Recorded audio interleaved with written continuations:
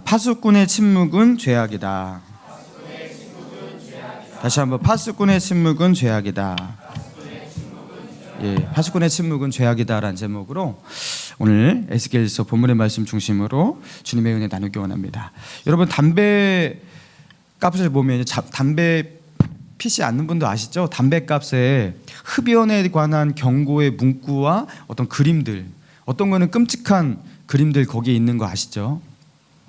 경고의 그림, 뭐 후두암, 폐암 환자의 모습, 뭐 이렇게 이런 것들이 거기에 이렇게 크게 이렇게 실려 있습니다.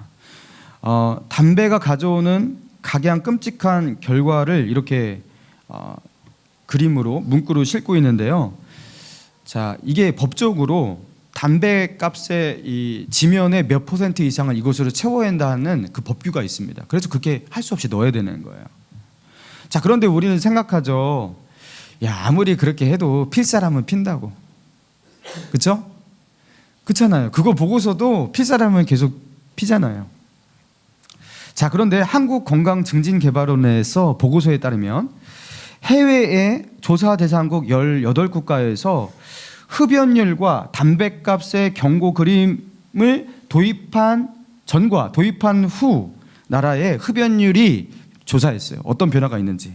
자, 그런데 담배값의 경고 그림을 도입한 전과 후의 차이가 평균 4.2% 흡연율이 낮아졌다고 합니다. 효과가 없는 게 아니에요. 4.2% 어마어마하죠. 그리고 어떤 나라는 14.8%까지 감소가 했대요. 그 호주에서는 비흡연 청소년의 3분의 2 이상이 이 경고 그림이 흡연 예방에 실제로 자기에게 효과가 있었다라고 그렇게 말했대요. 늘 보게 되고 접하게 되고 그렇게 되면 무뎌지잖아요. 경고라는 게. 그죠? 그런데 그럼에도 불구하고 끊임없이 경고를 하잖아요. 그때에 반응하는 사람이 전부는 아니지만 분명히 있습니다. 경고를 계속 해야 되는 거예요. 사랑하는 여러분, 그리스도인이 이 땅에서 어떤 존재입니까? 빛과 소금이라고 했어요. 너희는 세상의 빛이라, 너희는 세상의 소금이라. 예수 그리스도의 복음을 이 세상 가운데 알리고 하나님의 사랑과 구원을 이 땅에 전하는 주님의 빛이고 주님의 소금이 됩니다. 여러분, 빛과 소금이라는 것은 이 복음의 축복된 부분을 전파하는 것을 강조하고 있는 거예요. 그렇죠? 그래서 빛이다, 소금이다. 되게 소망적이잖아요. 자, 그런데 그리스도인은 다른 면에서 또 어떤 존재냐? 이 땅의 파수꾼입니다. 파수꾼. 여러분, 파수꾼이 뭐 하는 사람입니까? 재난을 알리는 사람이에요. 고대 시대에 적군이 쳐들어올 때 어떻게 합니까? 뭐 레이더 이런 거 없잖아요. 그러니까 높은 망대를 세워놓고 그 망대 위에 파수꾼이 올라가서 이 파수꾼은 밤에도 자지 않고 뭐 합니까? 적군이 쳐들어오는 것을 자기의 눈과 귀로 밝히 이렇게 감지를 하면서 보는 거예요. 그리고 위험 상황이 감지되었어요. 적군이 쳐들어오는 것 같아요. 그럼 어떻게 합니까? 지체 없이 크게 나팔을 부는 거예요. 그게 새벽이든지 밤이든지 크게 나팔을 불어서 지금 위험 상황이라는 것을 온 성과 마을 가운데 알리는 거예요. 그래서 파수꾼이 어떻게 하는 거예요? 그 위험 상황을 알고 적군의 침략에 대비해서 방비를 한다든가 아니면 방비를 못한다면 어떻게 돼요? 도망가야 되잖아요. 자기 목숨을 부지해야 되잖아요. 그런데 파수꾼이 여러분 안심하세요. 지금은 괜찮아요. 그냥 여기서 잘 지내면 됩니다. 여러분, 이런 말 하라고 파수꾼을 세운 게 아니라 파수꾼은 보통 좋지 않은 소리를 하고 끔찍한 재난을 알리는 사람인 거예요. 위험 상황을 감지하지 못하고 그냥 쿨쿨 자는 사람을 깨워갖고 빨리 일어나라고, 지금 위험한 상황이라고 이거 알리는 게 파수꾼의 임무인 겁니다. 여러분, 그리스도인은 파수꾼이에요. 이 땅에서의 삶이 전부인 줄 알고 안심하며 살아가는 저 불신의 그 세상의 사람들, 이 땅에서 크고 작은 사고, 그로 인해서 일어나는 여러 가지 손해들, 이런 거에는 민감하지만 정작 진정한 큰 사고가 뭔지를 모르고서, 정말로 중요한 손해가 뭔지를 모르고서 그것을 놓치고서 일평생을 허비하며 살아가는 그들에게 하나님의 살아계심을 알지도 못하고, 그리고 마지막 날에 하나님께서 천국과 지옥의 이 심판의 날, 이것이 임박한다라는 것을 모르고서 먹고 살기에 바쁘며 그렇게 살아가고 있는 사람들, 그들에게 우리는 뭐 하는 사람이에요? 경고하는 자들이에요. 아니야, 정신 차려. 이 땅의 삶이 전부가 아니야. 복음이 어떤 사람에게는 축복이지만 그것을 받아들이지 못하는 사람에게는 복음은 재난이 됩니다. 예수 그리스도의 십자가 복음은 어떤 사람에게는 축복이지만 그 축복을 받아들이지 않는 사람에게는 심판이 되는 거예요. 여러분, 이것을 경고하는 자가 바로 이 땅에 파수꾼으로 세워진 그리스도인이라는 것이죠. 여러분, 이미 사람들에게 경고를 많이 했고 이 땅의 교회들이 복음을 많이 전했고 그리고 많이 말했으니까 이제는 안 해도 되지 않을까. 여러분, 담배값에 그 담배 해로운 것을 모르는 사람이 어디 있어. 더 이상 귀찮게 하지 말자, 더 이상 그들의 마음을 심란하게 하지 말자 하면서 거기에다가 경고 문구를 지워버리고 경고 그림을 다 지워버리고, 여러분 그것과 딱 같은 거예요. 여러분, 경고를 계속 해야 되는 거예요, 안 해야 되는 거예요? 해야 됩니다. 여러분, 우리는 끊임없이 이 세상을 향해서 경고의 메시지를 날리라고 하나님께서 이 세상 가운데 세우신 망대 위에 있는 파수꾼입니다. 여러분, 영적인 파수꾼이에요. 여러분, 그런 맥락 가운데 오늘 본문의 말씀을 같이 보기 원합니다. 자, 오늘 본문 에스겔서 33장, 자, 새벽기도 금요일까지가 이제 32장 끝까지 했는데요. 자, 새벽기도 본문이 마침 딱 이게 딱 맞았어요. 그래서 33장 하는데요. 자, 2절부터 6절까지. 자, 거기에 있는 말씀을 보면요, 우리 하나님께서 에스겔에게 어떤 것을 말씀하시냐면, 자, 적군의 칼날이 임함을 보고 나팔을 불어서 백성에게 경고하는 그 전쟁 가운데 이 파수꾼의 역할을 말하고 있어요. 자, 그리고 그 파수꾼의 나팔 소리를 듣고서 경고를 받는 자가 있고 받지 않는 경우가 있지만, 만약에 파수꾼이 나팔을 불지 않아서, 그리고 그 나팔을 불지 않고 경고를 하지 않음으로 말미암아 단 한 사람이라도 적의 침입에 대비하지 못하여서, 피하지 못하여서 죽게 된다면 그 한 사람의 핏값을 그 파수꾼에게 찾는 것이 마땅하다. 하나님은 그렇게 말씀하세요. 자, 그게 이제 6절까지의 말씀이에요. 그러면서 이 말씀을 하시고 전쟁 가운데 파수꾼의 역할에 대해서 말씀하신 다음에 7절을 말씀하고 있는 거예요. 7절 같이 읽습니다. 시작. 인자야, 파수꾼으로 삼음이 이와 같으니라. 그런즉 너는 내 입의 말을 듣고 나를 대신하여 그들에게, 자, 내가 너를 이스라엘 족속의 파수꾼으로 삼음이 마치 이와 같다. 그래서 너는 하나님의 말씀, 나의 말을 듣고 그들 이스라엘 백성에게 나아가서 나를 대신해서 그들에게 뭘 하는 자라는 거예요? 뭘 하라고 그랬어요? 7절 마지막에 경고할지어다. 경고할지어다. 여러분, 에스겔은요, 하나님의 말씀을 가지고 이스라엘 백성에게 가서 뭐 하는 자예요? 경고하는 자들입니다. 경고하는 자입니다. 에스겔은요, 그 임무를 가지고 살아야 했던 거예요. 자, 그리고 자, 8절입니다. 8절 같이 읽습니다. 시작. 가령 내가 악인에게 이르기를 악인아 너는 반드시 죽으리라 하였다 하자, 내가 그 악인에게 말로 경고하여 그의 길에서 떠나게 하지 아니하면 그 악인은 자기 죄악으로 말미암아 죽으려니와 내가 그의 피를 내 손에서 찾으리라. 여러분, 이건 어떤 경우입니까? 악인이 에스겔의 말에 그 말로 경고를 듣지 않은 경우를 말하는 거예요. 악인이 경고를 듣지 못했기 때문에 무슨 일이 일어날지도 모르고 자신의 죄악으로 말미암아 죽을 거예요. 에스겔이 경고를 하지 않았을 때죠.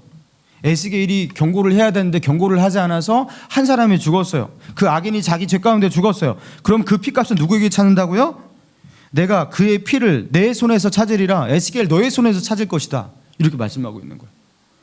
자, 그리고 9절입니다. 9절 시작. 그러나 너는 악인에게 경고하여 돌이켜 그의 길에서 떠나라고 하되 그가 돌이켜 그의 길에서 떠나지 아니하면 그는 자기의 죄악으로 말미암아 죽으려니와 너는 내 생명을 보존하리라.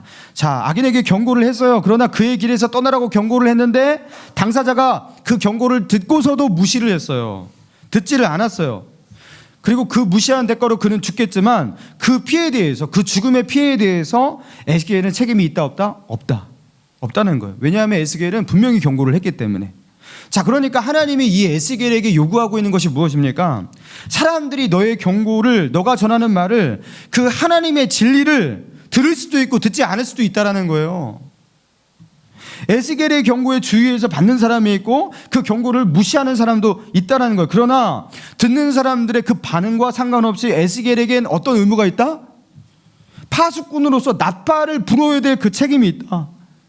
분명히 경고를 해야 할 그 책임이 있다라는 거예요. 여러분, 그런데 경고를 했는데 나팔을 부는데 사람들이 반응을 하지 않으면 여러분, 우리는 어떤 마음이 듭니까? 주님, 어차피 쟤네들은 듣지 않을 겁니다. 예전에도 안 들었거든요. 그리고 옛날에도 내가 했었거든요. 나팔을 불어도 소용이 없으니까, 이거 서로 피곤해지니까 그냥 하지 않을게요. 여러분, 이렇게 해도 된다? 안 된다라는 거예요. 안 된다라는 거예요. 듣는 자들의 그 반응과 상관없이 에스겔은 끊임없이 어떻게 해야 돼요? 나팔을 불어야 된다는 거예요. 여러분, 우리가 이 땅에 살아가면서 복음을 전하잖아요. 그리고 사람들이 그것을 믿으며 영생을 얻고 축복을 받고 거절을 하면 하나님의 긍휼이 없는 그 심판 속에 영원한 형벌을 받아야 되는 예수 그리스도의 십자가 복음, 여러분, 이 십자가 복음을 전합니다. 여러분, 이 십자가 복음을 전하면 어떤 사람 매우 시큰둥합니다. 관심 없어 합니다. 어떤 사람은 귀찮다고 그만 말하라고, 불편하니까 우리 관계 불편해지니까 그만 말하라고 우리 입을 막기도 합니다. 자, 그러면요, 나팔을 부는 자가요, 나팔 불 맛이 나지 않아요. 그렇게 반응하지 않는 사람들, 냉대하는 사람들, 여러분, 시큰둥하는 사람들 몇 명 접하고 나면요, 그 다음부터 말하기가 싫어져요. 그래서 어느 순간 어떻게 되는 거예요? 나팔을 불어야 될 사람이 나팔을 내려놓게 되는 거예요. 하나님은 지금 에스겔에게 그 말씀하고 있는 거예요. 지금 에스겔의 상황이 그랬거든요. 이스라엘, 너희 멸망할 거야. 하나님께서 바벨론의 칼날로 너희를 치신다고 했어. 그렇게 말하는데 사람들이 들어요, 안 들어요? 안 들었습니다. 그러니까 선지자 할 맛이 나요, 안 나요? 지금 계속해서 이 예언을 사람들에게 선포할 맛이 나요, 안 나요? 안 나요. 근데 하나님의 에스겔에게 말하는 거예요. 아무리 그렇다 해도 그들의 반응과 상관없이 에스겔, 너는 반드시 이것을 선포해야 한다. 나팔을 불어야 된다. 여러분, 사람들의 반응과 상관없이 우리가 해야 할 일은 해야 한다라는 거예요. 그리고 그것을 듣는 자가 있어요, 없어요? 있어요. 담배값의 경고 문구에 평균적으로 어느 나라나 최소한 4%는 반응을 한답니다. 반응한 자가 있어요, 없어요? 있습니다. 노방전도 그렇죠. 나가갖고 성공할 확률, 그리고 어떤 사람이 예수를 믿고 노방전도를 듣고서 그렇게 돌아올 확률 별로 높지 않아요. 그렇지만 가끔가다 있어요. 있어요. 전도를 하면 전도가 통하는 경우가 있어요, 없어요? 많아요. 많아요. 이번에 새생명 축제 때 그런 일이 일어날 줄을 믿습니다. 여러분, 그래서 평균적으로 반응이 시원찮으니까 나팔을 잠시 내려놓을게요. 그러면 하나님께서 그 피값을 너에게 물을 것이다. 하나님 이렇게 말씀하시는 거예요. 무서운 말씀이에요. 여러분, 그러니까 이 지금 에스겔서 33장은요 백성들에게 하는 경고가 아니라 누구에게 하는 경고예요? 에스겔을 향한 경고입니다. 너의 책임을 이행하지 않을 때 알지? 만약에 너가 해야 나팔을 불어야 돼. 나팔을 불지 않아서 그 나팔을 소리를 듣고서 반응해서 살아남아야 할 그 한 사람, 그 한 사람의 핏값을 반드시 너에게 물을 거야. 여러분, 에스겔 얼마나 쫄았을까요? 얼마나 두려웠을까요? 여러분, 이 에스겔을 향한 경고예요. 여러분, 이영표 선수 아시죠? 이영표 선수가 얼마 전에 자신의 교회에서 간증을 했는데요. 그 간증을 제가 듣다가 은혜를 받았습니다. 안양에서 그 안양 축구 클럽에서 이제 이영표 선수가 프로축구 팀에서 뛰었을 때, 그때 한 번은 그 이제 세계적인 경기가, 클럽 축구 경기가 있어서 저 이란으로 가서 거기서 이제 경기를 하기 위해서 호텔에 있는 숙소에서 그 스포츠 마사지사한테 이제 그 이렇게 케어를 받고 있었을 때였다고 합니다. 근데 그 자기를 이제 케어해주는 그 남자 형제분이 영적으로 관심이 있더래요. 그래서 하나님에 대해서 좀 질문을 하니까 그 이영표 선수가 거기서 그렇게 케어를 받으면서도 하나님에 대해서, 복음에 대해서 그렇게 전도를 한 거예요. 그러니까 이제 그것이 이제 다 끝나고서 이제 나가는 마당에 그 축구 그 대표 그 선배 둘이 이용표 선수에게 그렇게 말하더라는 거예요. 용표야, 너는 하나님을 믿은 지 얼마 되지도 않았는데 입만 열면 하나님 얘기를 하냐? 너나 잘 믿으면 되지. 이렇게 말하더래요. 그러니까 그 말을 듣고서 이제 숙소에 와서 앉았는데 정말 그런 생각이 들더래요. 진짜 나만 잘 믿으면 되지. 나만 열심히 믿으면 되지. 왜 내가 언제 예수를 믿었다고 이렇게 오지랖을 떨면서 사람들을 귀찮게 할까? 그런 생각이 들더랍니다. 그게 맞는 말 같이 느껴지더래요.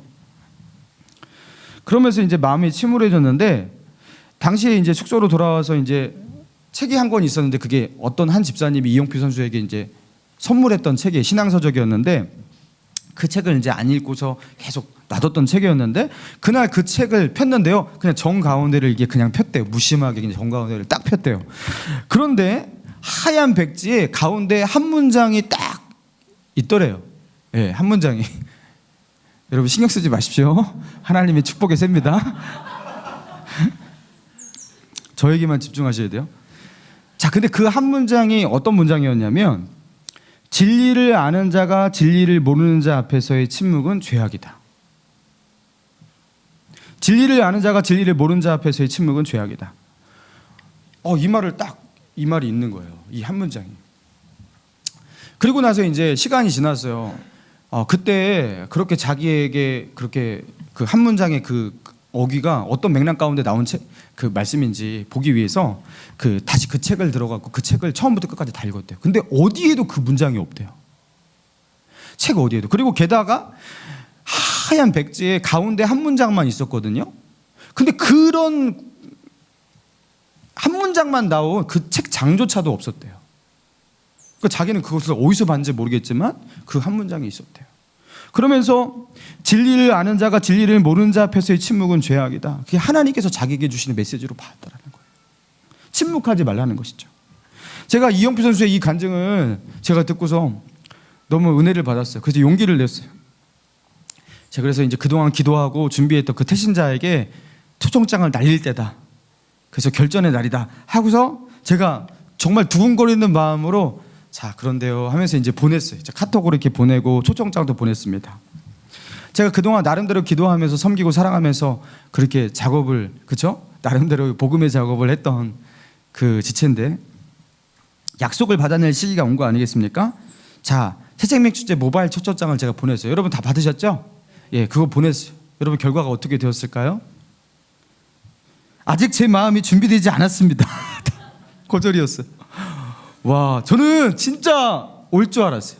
온다고 할 줄 알았어요. 물론 다음 주까지 봐야겠지만 정말 실망스럽고 가슴이 아팠습니다. 제가 그동안 참 많은 호의를 베풀었고 참 그동안 기도도 많이 했는데 어떻게 이렇게 단박에 거절할 수 있을까? 근데 오늘 이 에스겔서 33장의 말씀이 저에게 위로가 되었어요. 제가 그 사람에게 최소한 나팔을 불었어요. 교회에 와야 한다고, 하나님은 살아계시다고, 이번에 하나님의 말씀을 들어보자고 파수꾼의 나팔을 불었어요. 제가 최소한 저 영혼 앞에서 하나님 앞에 책망은 듣지 않겠다. 물론 제가 포기하지 않습니다. 그렇지만 이 순간 내가 저 영혼 앞에서 내 책임은 다했다. 하나님의 이 위로가 저에게 임하더라고요.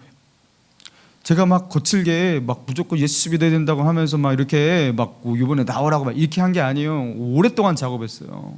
섬기고 사랑하면서 기다려주고 얘기하면서 그렇게 권면했는데 이게 쉽지가 않은 거예요.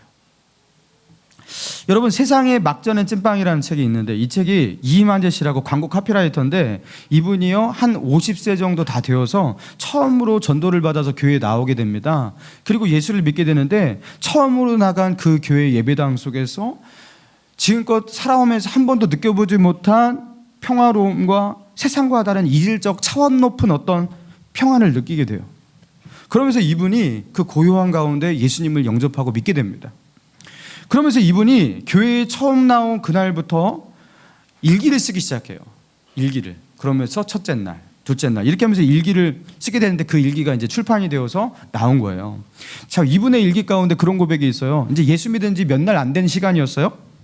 밤만 되면 까닭 모를 불안과 초조에 시달려 이미 수년째 고질되어 왔던 내 불면증이 씻은 듯이 사라졌다.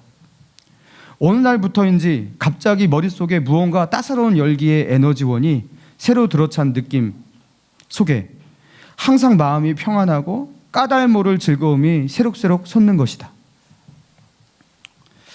밤만 되면 늘 불안과 초조에 시달리고 그리고 불면증 가운데 수년 동안 알아왔대요. 근데 그게요, 예수를 믿기 시작하면서 씻은 듯이 사라졌대요. 잠도 잘 자고요. 그것뿐만이 아니래요. 원인을 알 수 없는 즐거움이 새록새록 마음 가운데 솟아난대요. 여러분, 하나님 만나면 기본적으로 경험하게 되는 하나님의 은혜가 바로 이거예요. 여러분, 예수를 믿으면요, 모든 불신자가 기본적으로 이거는 경험해요. 하나님이시는 세상과 다른 어떤 평안 경험해요. 불안과 염려 속에서 자유함을 경험해요. 여러분, 예수 믿으면요, 다 이거 경험합니다. 이거 기적과 같은 일이에요. 기적과 같은 일. 이게요, 어떤 약으로도 해결되지 않고 뭘로 해도 안 되고 돈을 아무리 벌어도 해결되지 않는 그 문제가 예수 만나면 마음 가운데 이런 역사가, 이런 기적 같은 일이 벌어진단 말이에요. 여러분, 그런데 이 놀라운 복음, 이 진리의 복음을 알고서 나만 가지고 침묵한다면 여러분, 그것이 하나님 앞에서 죄악이죠. 죄악이죠. 지난주에 생활반 성경 공부하면서 그 예수 믿기 전에 그 불행에 대해서, 그리고 예수 믿고 난 후에 어떤 그 변화에 대해서 그 한 집사님이 그런 고백을 했어요. 이정현 집사님이 했던 것 같아요. 24살에 예수님을 믿게 되었는데 예수 믿기 전에 그 상황을 자기는 똑똑히 기억하고 있대요. 예수 믿기 전에 그 상황을 뭐라고 했죠? 끓는 가마라고 했나요? 예, 그 끓는 가마 속에 있는 것 같이 자기의 마음이 그랬다고. 끓는 가마 속에 있는 것 같이 그렇게 자기의 그 마음과 영혼이 그랬다고. 거기서 그 힘겹고 고통스러운 그 삶 가운데 구출을 받은 거예요. 여러분, 저는요, 중학교 2학년 때 예수를 믿었는데 지금도 똑똑하게 기억합니다. 제가 예수를 만나고 하나님의 은혜를 처음으로 경험하고서 제가 이렇게 집으로 돌아가는 길이었어요. 숨을 쉬는데 처음으로 숨 쉰 것 같은 느낌이었어요. 가슴이 정말 답답하게 살아왔는데 내가 이동안 얼마나 답답하고 짓눌리며 살아왔는지 그날 처음으로 숨 쉰 듯한 느낌이었어요. 아, 이게 행복이구나, 이게 만족이구나, 이게 진짜 평안이구나. 여러분, 중학교 2학년짜리가 뭘 그렇게 삶에 짓눌려갖고 무슨 짐이 있다고. 여러분, 예수를 만났는데 여러분, 그 속에서 하나님의 은혜가 제 마음 가운데 처음으로 숨쉬게 하고 자유하게 하고, 이게 행복이구나, 이게 만족이구나. 제가 숨을요 깊게 굉장히 많이 쉬었어요. 이게 숨쉬는 거구나. 여러분, 예수 그리스도 안에 있는 이 자유함이 이 땅에서, 여러분, 천국 가면은 더 알겠지만 너무나 대단한 거예요. 하나님 없이 살아가는 자들은 자기의 머리는 몰라도 자기의 영혼은 직감하고 있습니다. 자기의 영혼이 어떻게 파멸하게 될지, 여러분, 하나님의 심판이 있는지 여러분 영혼은요 직감하는 거예요. 여러분, 그래서 그 영혼 깊은 곳 가운데, 마음 가운데 정체를 모를 두려움과 불안과 염려가 그 마음 가운데 있어요. 그게 뭡니까? 하나님의 심판을 두려워하는 거예요. 영혼은 그 심판이 있다는 걸 감지하고서 두려워하는 거예요. 두려운 일이 일어나지 않고 염려할 일도 없어도 그 하나님의 심판의 칼날이 자기 앞에 있다는 것을 영혼은 직감하기 때문에 알지도 못하는 상황 가운데 그렇게 두려워하고 떨고 있는 거예요. 뭘 해도 만족이 없는 거예요. 그런데 예수님을 만나면, 그 하나님이 나를 사랑하시는 아버지가 되면 영혼은 이제 알아요. 자기에게 심판이 없다라는 것, 하나님의 은혜가 자기를 붙잡고 있다라는 것. 여러분, 그래서 그때부터 자유해지는 거예요. 여러분, 그래서 하나님이 주시는 그 평안이 임하는 거예요. 여러분, 교도소 중에서 가장 그 악명 높은 그 가장 깊은 골짜기, 그 청송교도소 아십니까? 청송교도소. 이 청송교도소가 왜 청송에 있냐? 거기는 워낙 오지라서 죄수가 교도소를 탈출해서 도망을 가도 금방 잡힌다고 합니다. 그래서 청송교도소가 악명 높은데요. 이 청송교도소 주변에 그 안동이라는 마을에 그 병원이 있어요. 병원이 있는데 그 병원에서 근무하는 의사가 책을 내서 이제 그 책에서 기록된 내용인데, 간혹 가다가 청송교도소의 수감자들이 병원으로 실려온다고 합니다. 그런데 이 수감자들이 병원으로 실려오는 많은 경우는 자연스럽게 그냥 아파갖고, 그렇죠? 병 걸려서 그렇게 오는 게 아니래요. 바깥 구경을 하기 위해서 의도적으로 자해를 한대요. 오랫동안 교도소 가운데 갇혀 있으면 그 격리된 생활 가운데 너무나 답답하고 참을 수 없는 그 고통을 느끼게 되는데, 한 번이라도 바깥 구경을 하고 싶은 게 그게 소원이라고 합니다. 그래서 바깥 구경을 할 수 있는 유일한 방법이 뭐냐면 병원으로 119에 실려가는 거예요. 그래서 병원으로 실려가는 그 와중 가운데 차창 밖으로 커튼을 치면 잠깐 바깥이 보이잖아요. 그것을 보기 위해서 자해를 한대요. 근데 문제가 뭐냐면 웬만한 자해로는 바깥으로 실려가지 않아요. 교도소 안에서 웬만하게 다 치료를 그냥 해버리고 끝내버린다고 합니다. 심각한 자해여야 돼요. 속을 뜯어내는 그런 자해여야 돼요. 뜯어내는 그런 외과 그런 수술이어야 돼요. 그래서 어떻게 하냐? 수감자들이 크게 다쳐야 되고 크게 사고를 내야 되잖아요. 칫솔을 삼켜버린대요. 숟가락과 젓가락을 아예 삼켜버린대요. 한 번은 이 의사가요, 몸에 포승줄을 갖고 수십 겹 그 포승줄을 감고서 수갑을 거기다가 채워진 상태로 그렇게 온 한 수감자가 있었는데, 이 수감자는 대못을 삼켰어요. 근데 이 대못이 식도로 내려간 게 아니라 기도로 내려가서 숨을 쉬지 못하는 거예요. 여러분, 기도로 대못이 넘어가서 걸려 있다는 거 여러분 상상하겠어요? 그 고통을? 이루 말할 수 없는 고통이겠죠. 호흡조차도 곤란한 그 상황 속에서 너무나 놀라운 광경이 펼쳐졌는데, 이 수감자가 그 고통스러운 상황 속에서 뭐하냐?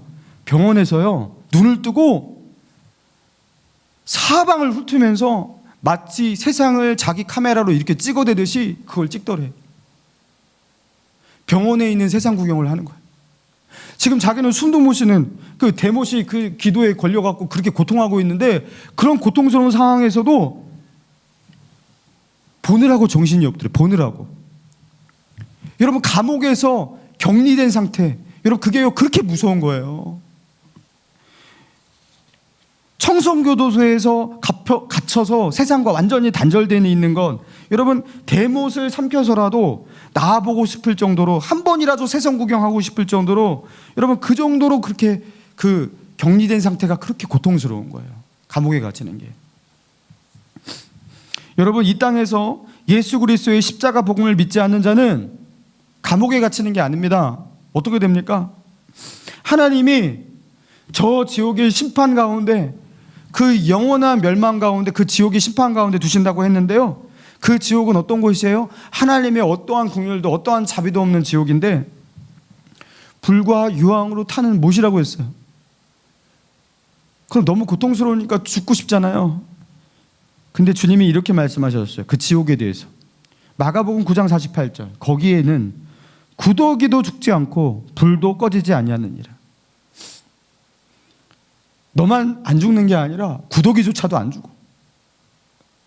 그 고통이 영원토록 끊임없이, 너도 죽지 않고 그 고통의 환경이 영원토록 끝나지 않고 그렇게 너를 고통스럽게 하는 그곳이 바로 지옥이라고. 그래서 주님이 뭐라고 했어요? 팔을 잘라서라도 지옥 가면 안 돼. 눈을 뽑아서라도 그 지옥에 절대 가면 안 돼.